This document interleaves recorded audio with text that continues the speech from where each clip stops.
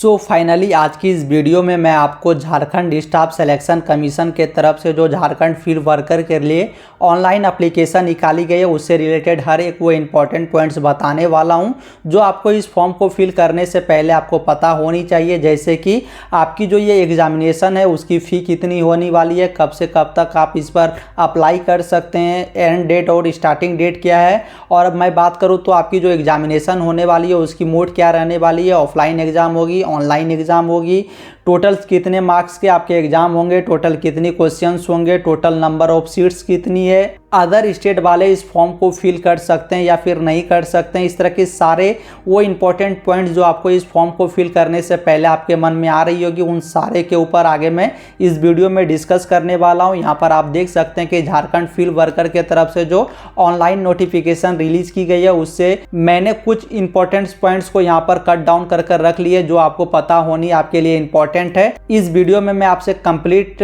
हर एक detail share करने वाला हूं। तो सबसे पहले चलिए एक एक करके डिस्कशन स्टार्ट करते हैं। और उससे पहले मैं आपको बता दूं कि अगर आप इस वीडियो को एंड तक देखने के बाद अगर आप इस फॉर्म को फिल करना चाहते हैं तो इससे रिलेटेड मैंने वीडियो ऑलरेडी इस चैनल पर बना दी है। ऊपर आई बटन में या फिर वीडियो के डिस्क्रिप्शन बॉक्स पर उस वीडियो की लिंक आपको दिखाई दे जाएगी। आप चाहे तो इस वीडियो को एंड तक देखने के बाद अगर आप इस फॉर्म को फिल करने के लिए इंटरेस्टेड है तो आप उस वीडियो को देखकर इस फॉर्म को फिल कर सकते हैं। और एंड तक वीडियो देखने के बाद अगर आपको वीडियो इंफॉर्मेटिव लगती है तो आप इस वीडियो को एक लाइक भी जरूर से ही कर सकते हैं। तो सबसे पहले अगर मैं इस फॉर्म से रिलेटेड इंपॉर्टेंट डेट्स की बात करूं तो यहाँ पर आप देख सकते हैं कि इस फॉर्म की जो ऑनलाइन एप्लीकेशन स्टार्टिंग की डेट है वो 1 अगस्त 2024 से ये फॉर्म स्टार्ट हो चुकी है। आप इसके लिए ऑनलाइन अप्लाई कर सकते हैं। और आपकी जो एंड डेट रखी गई है यानी कि लास्ट डेट रखी गई है फॉर ऑनलाइन एप्लीकेशन की वो 31 अगस्त 2024 तक रखी गई है। और आपकी जो फ़ी पेमेंट करने की लास्ट डेट रखी गई है वो सितंबर 2, 2024 तक रखी गई है।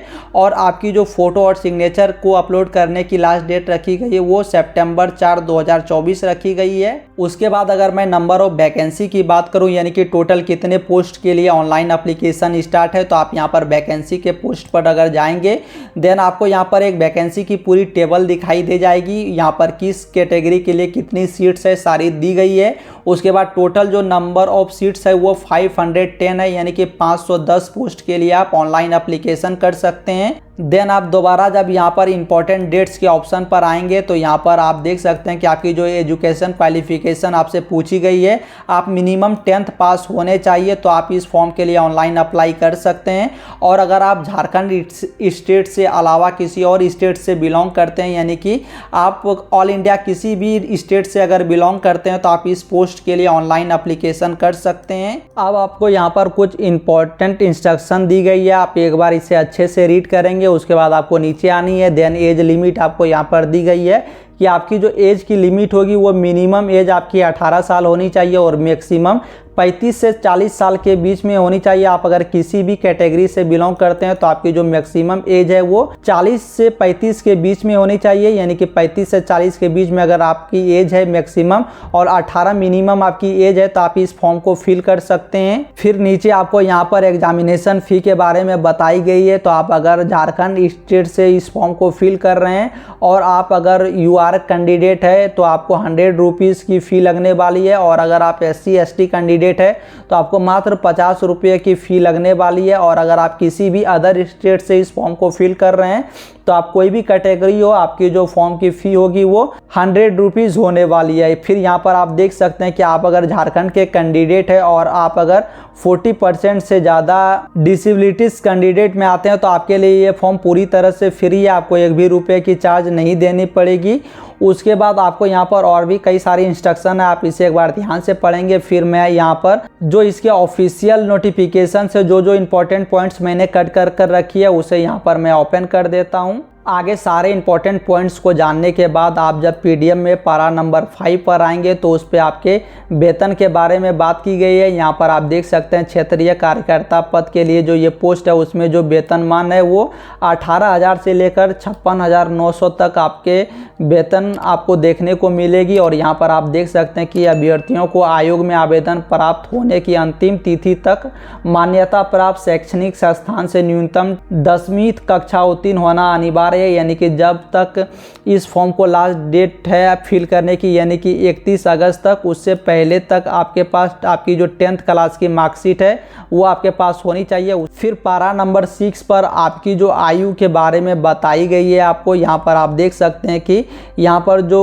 मिनिमम एज आपसे पूछी गई है और मैक्सिमम एज जो आपकी पूछी गई है वो 1/8/2024 से काउंट की जाएगी, यानी कि जो भी आपकी मिनिमम डेट होगी वो 1/8/2024 तक काउंट की जाएगी और आपकी जो मैक्सिमम एज है वो 1/8/2024 तक ही काउंट की जाएगी। फिर आपको यहाँ पर न्यूनतम उम्र सीमा दी गई है जो कि 18 वर्ष है, ये मैंने आपको पहले ही बताई है। अब चलिए मैं नेक्स्ट स्लाइड पर मूव करता हूँ। तो पारा नंबर 9 पर आपको बताई गई कि आप अगर आरक्षण के लिए एलिजिबल है और अगर आपने आरक्षण के लिए दावा नहीं किया है तो आप UR यानी कि जर्नल कैटेगरी से काउंट किए जाएंगे, और अगर आप आरक्षण के लिए एलिजिबल है तो आपको आरक्षण के लिए जो इम्पोर्टेंट पूछी गई चीज़ें हैं उसे फिल करनी होगी, तभी आप आरक्षण के लिए एलिजिबल होंगे। अब पारा नंबर 14 के जो लास्ट सेक्शन है वो आपके लिए इम्पोर्टेंट है। यहाँ पर आप देख सकते हैं कि 6/9/2024 से लेकर 8/9/2024 मध्य रात्रि तक आवेदन पत्र में अभ्यर्थी का नाम, जन्मतिथि, ईमेल ID एवं मोबाइल नंबर को छोड़कर किसी भी चीज़ को आपको सुधारने के लिए ये पोर्टल पुनः खोली जाएगी।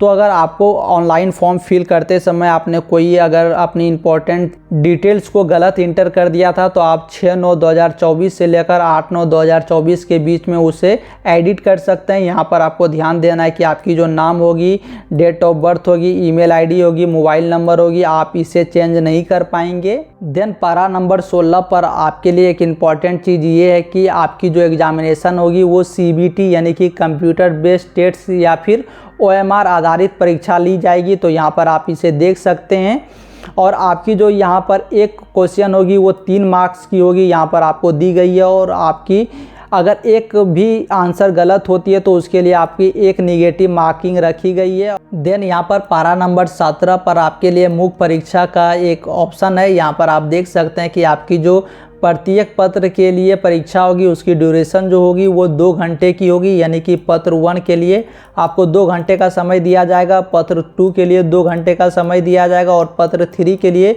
2 घंटे का टाइम दिया जाएगा। आपकी टोटल जो एग्ज़ाम होगी वो 3 फेज में होगी। यहाँ पर आप देख सकते हैं कि पत्र 1 के लिए आपको 120 क्वेश्चन दिए जाएंगे जिसकी ड्यूरेशन 2 घंटे की होगी, जिसमें कि हिंदी का भाषा ज्ञान आपका 80 क्वेश्चन का होगा और इंग्लिश भाषा ज्ञान आपकी जो है वो 40 क्वेश्चन होगी, और इसमें क्वालिफिकेशन के लिए आपको मिनिमम 30% मार्क्स को स्कोर करना होगा। फिर आपने जो भी अपनी लैंग्वेज सुनी होगी प्रेफरेंस के हिसाब से उसके लिए पत्र 2 की एग्जामिनेशन आपकी ली जाएगी। देन आपको यहाँ पर पत्र 3 दिखाई दे रही होगी, इसमें सामान्य ज्ञान के क्वेश्चन आपसे पूछे जाएंगे जो कि 120 क्वेश्चन होगी, और इसकी परीक्षा की जो ड्यूरेशन होगी वो भी 2 घंटे होने वाली है। फिर यहाँ पर आप देख सकते हैं कि सामान्य ज्ञान परीक्षा में 30% अंक प्राप्त करना अनिवार्य है, यानी कि आपको 30% मार्क्स यहाँ पर इस एग्जामिनेशन में लानी होगी। तो ये तो थी कुछ इंपॉर्टेंट पॉइंट्स जो आपको इस एग्जामिनेशन के फॉर्म फिल करने से पहले आपको पता होनी चाहिए। आगे अगर मैं बताऊं कि आप अगर किसी अदर स्टेट से इस फॉर्म को फिल कर रहे हैं तो आपको एग्जामिनेशन को अटेंड करने के लिए झारखंड स्टेट आपको आनी पड़ेगी। आपकी जो एग्जामिनेशन सेंटर होगी वो झारखंड के ही किसी डिस्ट्रिक्ट में रखी जाएगी। तो आप अगर किसी अदर स्टेट से इस फॉर्म को फिल कर रहे हैं तो आपको ये चीज़ ध्यान में रखनी होगी कि आपको एग्ज़ाम देने के लिए झारखंड स्टेट आनी होगी। देन आपकी जो इस एग्जामिनेशन से रिलेटेड जो भी अपडेट होगी वो आपकी ईमेल ID और आपने जो भी मोबाइल नंबर दी होगी उस पर आपको सेंड कर दी जाएगी। तो अगर आप इस फॉर्म को फिल करना चाहते हैं तो आपको ऊपर आई बटन में या फिर वीडियो के डिस्क्रिप्शन बॉक्स पर एक वीडियो की लिंक मिल जाएगी जिसमें मैंने इस फॉर्म को स्टेप बाय स्टेप बताया कि कैसे आप उसे फिल कर सकते हैं। तो आप उस वीडियो को भी देख सकते हैं। आगे मैं आपको एक और इम्पॉर्टेंट चीज़ बता दूं कि अगर आपको इस फॉर्म से रिलेटेड कोई भी डाउट आती है तो आपको यहाँ पर टेक्निकल हेल्प डेस्क का भी नंबर दिया गया है। यहाँ पर टेक्निकल हेल्प डेस्क में आएंगे तो यहाँ पर आपको हेल्पलाइन नंबर दी गई है। इसे आप 10 से 6 के बीच पर कभी भी कॉल कर संडे को छोड़कर आप अपने फॉर्म से रिलेटेड जो भी आपकी डाउट्स होगी उसे आप पूछ सकते हैं इस हेल्पलाइन नंबर पर, या फिर आप यहाँ पर मेल भी कर सकते हैं। तो आई होप कि इस वीडियो को एंड तक देखने के बाद आपको ये वीडियो इन्फॉर्मेटिव लगी हो, और अगर आपको ये वीडियो इन्फॉर्मेटिव लगी हो तो आप इस वीडियो को एक लाइक ज़रूर सही कर दीजिए।